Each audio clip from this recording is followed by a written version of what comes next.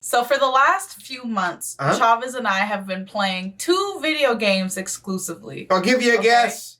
The one is Harem Woman Titty Chaser. Huh? Deluxe edition. One of them is Tekken, because as a lot of you know, because we saw a lot of you there, we went to Evo. One of them is Tekken. The other one is Bazaar. Stay with me, okay? This is relevant. This is relevant, okay? So we've been playing Bazaar, and for the longest time, I was playing Pig in Bazaar. I got a little obsessed, okay? Pig. I like to play passive Pig. Sue me. But, okay, Vanessa was our first love, right?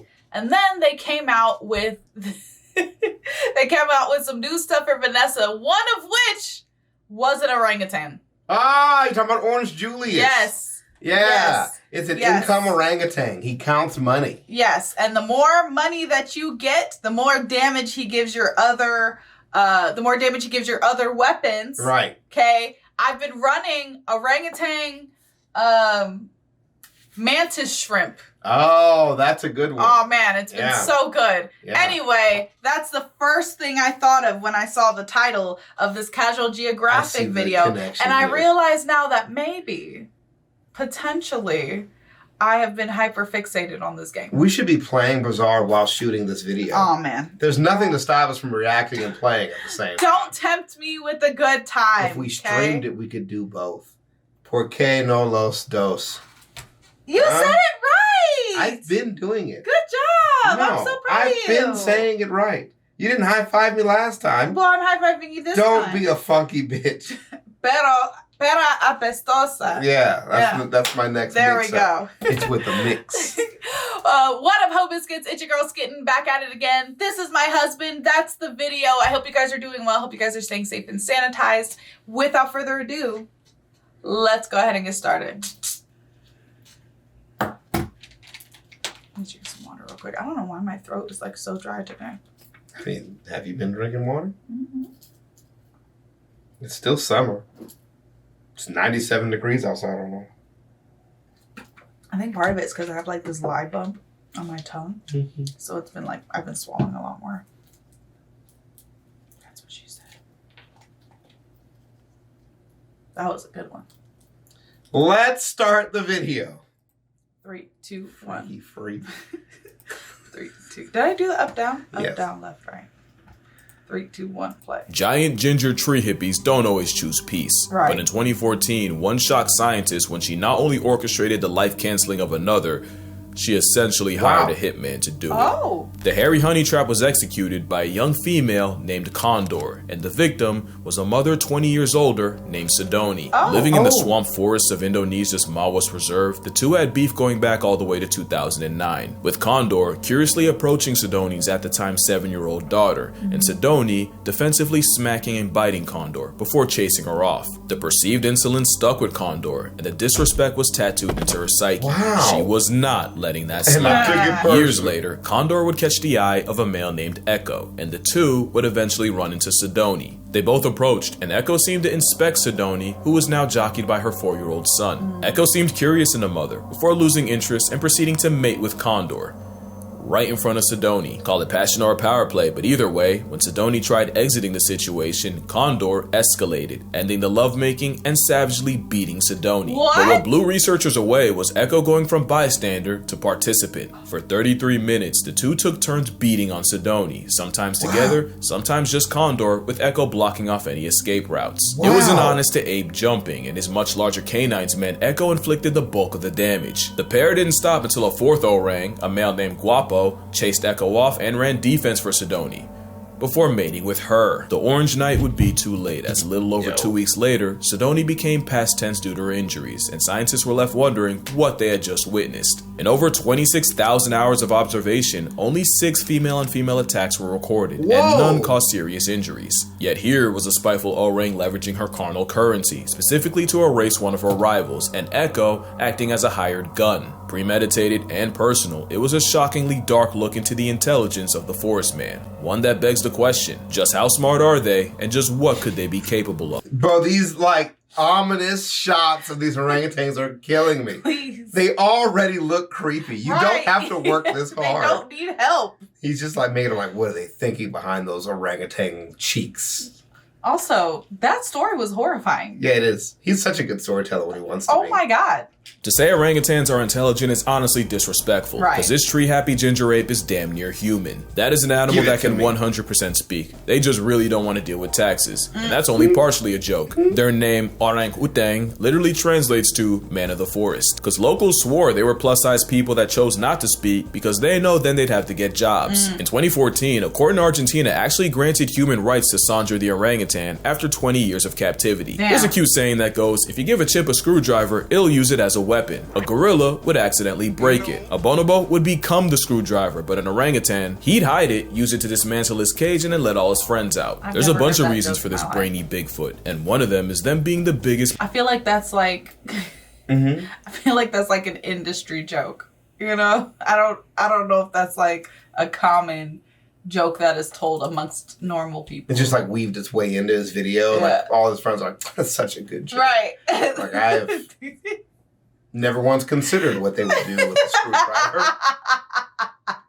There's a bunch of reasons for this brainy Bigfoot, and one of them is them being the biggest mama's boys on Earth. No other mammal spends more time with its mother, except humans. In the up to and often over 10 years of being her shadow, baby orangs learned everything about how to orangutan. Not only that, but daughters often live around their moms even after having their own baby. This means orangutans are one of the few animals that have a legitimate culture, and what we see is a sum of generational wisdom passed down. In 2022, a notorious Sumatran male named Raucus was seen using a medicinal plant to help heal a face wound he'd gotten in a fight. The 30-something-year-old applied the chewed-up paste of the akar kuning, an anti-inflammatory, antibacterial flowering plant traditionally used to treat malaria and diabetes. Raucus applied the paste for 7 minutes until it covered his wound, and 5 days later, it was completely healed. It's not the first time we've seen animals self-medicate. Parrots will eat clay to detox from all the leaves, and elephants will apparently eat certain plants to induce labor. I've seen my dog do that. Is that the same thing? I don't think so. Or is this just a quinky dink? They're just out there eating plants. I think that's for funsies. Right, yeah. You don't know that. What made Raucus so radical is the simple fact that they rarely eat that plant to begin with. There's more evidence of orangs self-medicating with the same plants used by locals, and it's likely this knowledge was taught,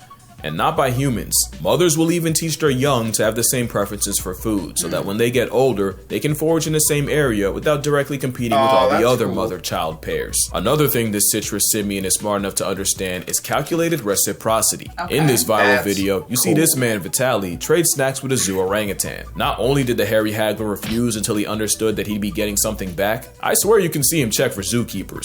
If it sounds like a stretch, it's scientifically proven this untaxable entity understands the concept. Two orangutans at the Leipzig Zoo in Germany were given 3 different tokens and quickly learned that they could exchange one type for bananas for themselves. The second token type would earn bananas for the other orang, and the third type had no monetary value whatsoever. At first, the female, Doc, had no problem exchanging tokens to get the male, Bim, bananas. But Doc realized Bim wasn't really returning the favor, so she became a lot less generous. That gave Bim enough of an attitude adjustment to start trading his tokens more, until their efforts became closer to equal. There's another story of a zoo orangutan taught to exchange any trash he found in his enclosure for a food reward. Except he then realized if he just returned the trash in pieces, that would just mean more food for him, which was unfortunate when the trash was someone's phone, and tragic when it turned out to be a formerly alive possum. But what exactly is it? Are you saying that he ripped that possum in half to get more treats? You didn't have to say it. Is that what you're saying?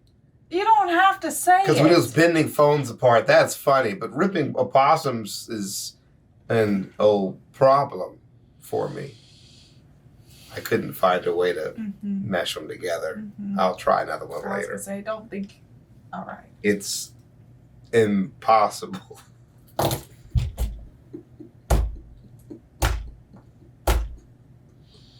I can't live like this. Freeze! The joke didn't land, I would drop dead. It's a possum joke. Right. Because they pretend to drop dead. I recall.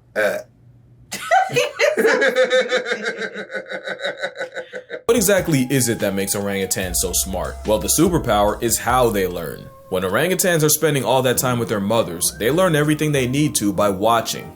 and copying. Even after they leave, young males will find an older, flanged male to use as a role model, learning how to be an alpha male by mimicking everything he does. Mimicry is how they learn, and that learning creates cultures. It's scientifically proven when resources are good, orangs spend more time around each other and more time peering, watching, observing the other orangs. It's not just people watching, it's gathering intel. Don't get me started. What? Like some of y'all, if you just observed a little bit about the world around you, you wouldn't have so many stupid ass questions. The youth is trying to develop the ability to disassociate, even in like real time. Right. And when I watch them happen, I drag them back to reality harshly.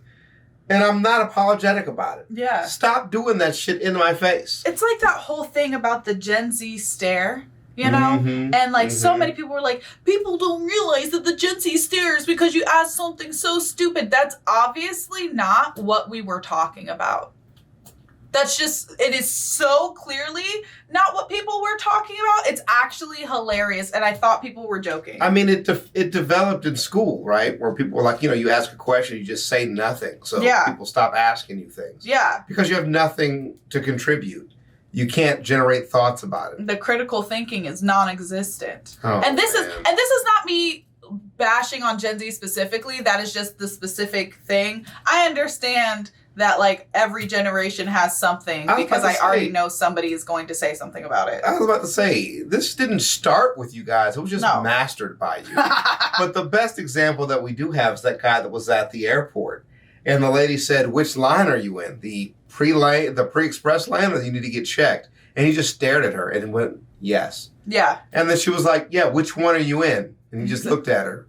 Yeah. She's like, which lane are you in? She asked him again. And finally he was just like, yeah, like, do I need to get out of line or something? She's like, which lane do you need to be in? Right. He's trying to show her non-verbally, put me in the fastest lane. Right. But it isn't what he said. Right. What he said was nothing. And what he said is yes to a left or right question. He said yes. Yeah. Which one is it? Yeah. She said, are you pre-check or are you regular? I saw the fly. Yeah. It's here. I told you. Sorry, that's a reference from the last video. I'd have killed it if it wasn't by your face and it won't slap you. Thank you. Fly! I thought about it, but I decided better. Anyways, back to the orangs. They don't just do it to each other. Orangs regularly learn things just by watching the humans around them. This male was seen attempting to catch fish after clocking locals doing it. And one female, Supina, tried starting a fire by dipping a glowing stick in kerosene, blowing on it, and even rubbing it with another stick. But this shadow clone jutsu can be wildly inconvenient. Camp Liki is an orangutan research and rehabilitation reserve where the auburn apes have plenty of opportunities to study humans right back, leading to the trend of orangutans untying canoes from the dock and stealing them. Not even triple or quadruple knots can discourage them. Fun fact, it takes about a 7-hour canoe ride to get to camp, so one documentary crew decided to save time with a speedboat. They lost that time after a redman stole the boat and left them stranded. The power of perception has taught orangs how to breastfeed, drive, and even saw wood, all from watching a human. It said orangs have the intelligence of a 4-year-old, but I've yet to see a toddler that did its own laundry. Now you're seeing what I'm saying. Bro's smart enough to talk, wise enough not to. And she's only sawing like that so we don't catch on. But what if I told you there's an even higher level of intelligence they can get to? Camouflage. Deception. Deception requires foresight and anticipating the actions or thoughts of another party. That's where intelligence can get scary. If orangutans have the capacity to trick us, we're talking about a whole different ballgame. Yeah. Which brings us to the story of Fu Manchu. Now we're talking about an orangutan outsmarting humans, and it happened in the 60s in Omaha Zoo in Nebraska. I know, nothing ever happens in Nebraska. One day, zoo director Jerry Stone was doing his rounds when a couple keepers ran up to him. Panicking, they told him not 1, but 5 orangs had escaped and were roaming the zoo. This was not good. Like all apes, an orang outside is a code red situation, and a starting lineup of them walking amongst people was a canon event begging to happen. All it would take was a human or orang getting too curious for it to be a bad time for everyone, and Jerry sprinted to them before anything could happen, and he found them just chilling. Yeah, Jerry was greeted by 5 fugitives just people watching in the elm trees by the elephant building. Clearly all they wanted to do was visit the zoo like everyone else. But you can't just have several hundred pounds of primate in public unsupervised. So Jerry literally went up the tree, grabbed an orang by the hand, and led them all back to the exhibit with no resistance. Jerry was less gentle with his staff, and let it be known that another mistake like that and someone would get pink slipped straight into unemployment. Clearly Stone made his point, because nothing like that would ever happen again. Until next week, when it happened again. Yup, somehow, some way, orangutan gang got out again. No one got hurt. They actually went to the exact same spot in the trees. But a troop of tangerine men exercising free will is a nightmare for zoo PR. And this time, Jerry was ready to give someone permanent PTO. Because no shot someone went through all that school in debt just to not close a furnace door. So imagine what went through Jerry's mind when the tans got out again. But this time, there was a catch. I used to think you'd only hear this line in a movie, but nah, someone actually ran up to Jerry and said, "You gotta come see this." And he wasn't wrong. You see, in the orangutan exhibit, there was a moat, and down at the bottom of that moat was a furnace door. And sure enough, they caught one of the males, Fu Manchu, fiddling with the door. They were watching from a distance so Fu wouldn't see them, but they couldn't see exactly what Fu was doing. All they knew was suddenly the door flew open and Usain Bolt felt a disturbance as these men broke the sound barrier running down to stop them. So now the solution was simple. Clear the enclosure of anything that could be used to escape and do it daily. And sure enough, the orang breakouts came to an end. For about a week until it happened again. Jerry wasn't even mad, just tired. Remember, he was a zoo director, and these Mandarin menaces were monopolizing his life. And it was while perp walking Fu Manchu, who just had to have the biggest eating grin. Jerry noticed a glimmer out the corner of his mouth. He pulls it out, and it all becomes clear. Out was a 4-inch piece of wire bent like a horseshoe that Fu Manchu had stashed between his lower lip and gum. The very hairy Houdini had been using it as a lockpick for weeks and hiding it in his oral wallet. No one taught Fu. Not only did he orchestrate his own emancipation, he had the foresight to realize he couldn't have the key out around keepers or else it'd get confiscated. Fu Manchu would be named an honorary member of the Locksmith Union of the United States, and Jerry Stone would go on to work with several other interesting apes, including a gorilla named Harambe. Fu Manchu wouldn't be the last, or arguably the most creative. 27-year-old Carta used a stick to short-circuit an electric wire, and then used a bunch of sticks as a ladder to climb out her enclosure. She then just sat and enjoyed the view for 30 minutes, until her keepers pulled up with tranquilizers. At which point she just went back in. Last year, Kimbali broke out of an $11 million habitat in Toronto by cartwheeling past a wire barrier. Mind you, that habitat opened up the summer before. Bro flexed on them 11 million ways. The important thing is, in none of these cases do you see an orang get out with malicious intent. Most times they just cosplay as people. But what if one did have beef and use his powers for malfeasance? Somebody would die. This is Ken Allen. It's the most famous name in orangutan lore, and you wouldn't even know the name if his mother Maggie had succeeded in smothering him before he even got it. Oh my God. Okay, so it's tragic. You didn't. He's either going to be a UFC fighter or a politician. His mom said, absolutely not. I see the demon in his eyes. What is that? The Genghis Khan one? Like he was born clutching a blood clot? What? The story of Genghis Khan. What are you talking about? Yeah, he was born like holding onto a blood clot in his hand. It was a bad omen.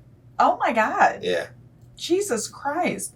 Makes me think of that Supernatural episode. They should have killed that little boy.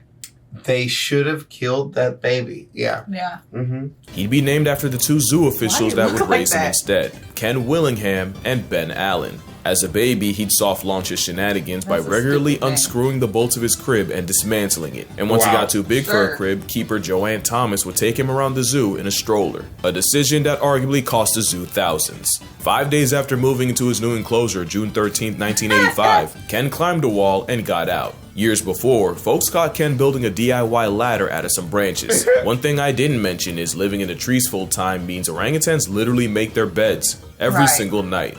Up to 20,000 in a life. Clearly the craftsmanship carries on. Ken Allen spent his freedom wandering the zoo, taking pictures with patrons, before getting escorted back. Not a great thing to happen, but no one got hurt, the wall he scaled got extended, and surely this wouldn't happen again. July 29th of that year, Ken found a way out again, but this time, his intentions weren't pure. You see, there was another orang, Otis.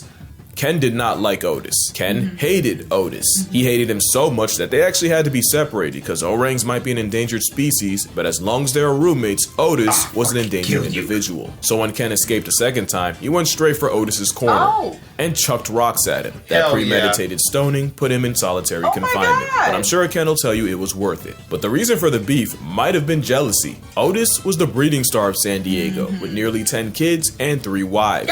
Ken hated him as a concept, so Zoo gave him 4. And of course that backfired when Ken started teaching them how to disrespect infrastructure too. One day someone left a crowbar in the enclosure and instead of using it while everyone watched. Who? That's so good. Who the? That's so good. I'll give our little escape artist real human tools. You have one job. Reinforced steel. One day someone left a crowbar in the enclosure and instead of using it while everyone watched, he just tossed it aside, like he didn't even care. An actual orang move, except he threw it to a female named Vicky, and she used it to pry open a window and free them both. Also, Otis wasn't the only victim. Apparently, he took offense to a TV crew filming a documentary on gorillas and pelted them with rocks. Until he ran out of rocks and started using cannonballs from his colon. Ken was so crafty, boys would only have a chance of studying him if they dressed like regular guests, cause Ken would never incriminate himself if someone in uniform was around. Ken would break out a few more times, never hurting anyone except Otis. He did once approach a child and mumble, "No one will ever believe you," before walking away. And if you doubt that, your disbelief makes his legacy stronger. His legacy was he cost the zoo over $40,000 in zoo enhancements, undercover surveillance, electric wiring, and even hired rock climbers to find every possible finger, foot, and toe hold. But he likely made that back and more, with all the PR Ken Allen brought to the zoo, just by being himself. But except for Otis, who, let's be real, must have done something to deserve it, Ken Allen never used his intellect to inflict violence. Bro just wanted a vibe. But what could an orang with a human grudge do? There's a story of an orangutan actor hating his trainer and waiting until the two were alone up in a tree, where Pierre strangled his human op and threw him to the ground. But the only proof is the obscure article I couldn't find a source for. Plus, Pierre was probably in the right. Now, Joe's revenge was more than just a story. Joe was an orangutan that appeared in over 100 movies by 1919. This was a time where there were no laws against capturing. I was getting ready to say, dude, if you go back in time, they didn't believe animals had souls. Right. And they used that as justification for torture. They didn't give a fuck. Just like I talk shit to my soulless piece of shit computer that you better do what you say if you know what's good for you, soulless machine. Chill. You work for me now. I am always polite to machinery. In fact, my husband makes fun of me because, like, when we go to what is the place called? When we go to rallies, they have like an automatic little like AI thing that takes your order for you, and she talks to it like a person. I still say please. I'm like, oh, do you want this? I'm like, no, thank you. Or stop saying thank you. It's a machine. Just say no. Keep it pushing. Sometimes I go into my computer and I take AAA batteries and I connect the ends to little paper clips and I toss them inside just so they heat up, so he knows who's boss. Hey, just to be clear, it's on video that's him doing that, and I had no knowledge. How are you gonna stop me? I'll unplug you. Selling, and even killing wild orangutans. Universal Studios would take full advantage, and as cute as he was as a toddler, things changed once he became a teen. There would be several incidents with Joe, including a lawsuit where a security guard claimed Joe had mauled him with over 40 bites. There was another time he escaped, and when police pulled up to catch him, Joe stole an officer's gun. But the most infamous case was Joe breaking out of the Universal Zoo, serving straight chaos for 3 days, and even releasing 15 wolves and his elephant friend Charlie on the way out. But Joe did seem to have a code. Not only did he never attack women or children, he'd often defend them. One scene had an actor pretend to spank a child, but because Joe don't play pretend with the little ones, the orang went O-line and leveled the guy. Another scene had Joe's character help rob a lady, but when good guy Joe saw the villain looming over her, Joe folded his clothes, with him in them. By 1924, Joe was retired from show business after being deemed too dangerous to work with. Yeah, I ain't gonna lie, it's Team Joe over here. But there's an even darker side to orangutans. So dark that I'ma just drop this. Here's an ad while you consider your options. Birute Galdeques is a primatologist and one of the leading experts on orangutans, and in the 70s, she arrived at Camp Liki in Tanjung Putin National Park, where she was immediately warned by native Indonesians that some male orangutans can find humans attractive and occasionally physically and forcefully act on it. I don't like where this is going. Well, it's parental advisory, so if you'd like to end it here, you can. I'm gonna watch it because I'm not no bitch. like my computer might be. What is that word again? Pera. Pera. Yeah. Or pero. Right, yeah. That's right. Yeah, boy bitch. Some of y'all are into that probably. Little bitch boy. Little bitch. Little bitch boy. Pera apestosa. Apestosa. Yeah. Mm-hmm. She didn't believe it until a male walked into... What are you doing? This is not the time to embrace lovingly. You've got creepy music attached to it. I'm distressed. I'm reaching out for comfort. Spin this instead. Camp one day and violated a female cook, and even multiple people... Until a male walked into camp one day and violated a female cook, and even multiple people trying to wrestle him off couldn't stop the salacious onslaught. It's now advised that menstruating women either avoid orangs or walk around with a club. So as you can see, orangutans are capable of anything from petty theft and zoo escapes all the way to premeditated census layoffs. Wow. But honestly, they could and should be way worse. An orangutan has never been on record murking a man, and some have had very good reasons. Joe Martin had every good reason, and the fact that he died with no body says more about his kind. The strong mom bond means Joe's mom was almost certainly destroyed for him to be taken. Joe suffered all manners of neglect, including electrical burns from wires, eye damage from the constant stage lights. He was given cigars and alcohol, which ruined his health, and he was even knocked out by former heavyweight James Jeffries. What? Out here beating up monkeys. That's crazy.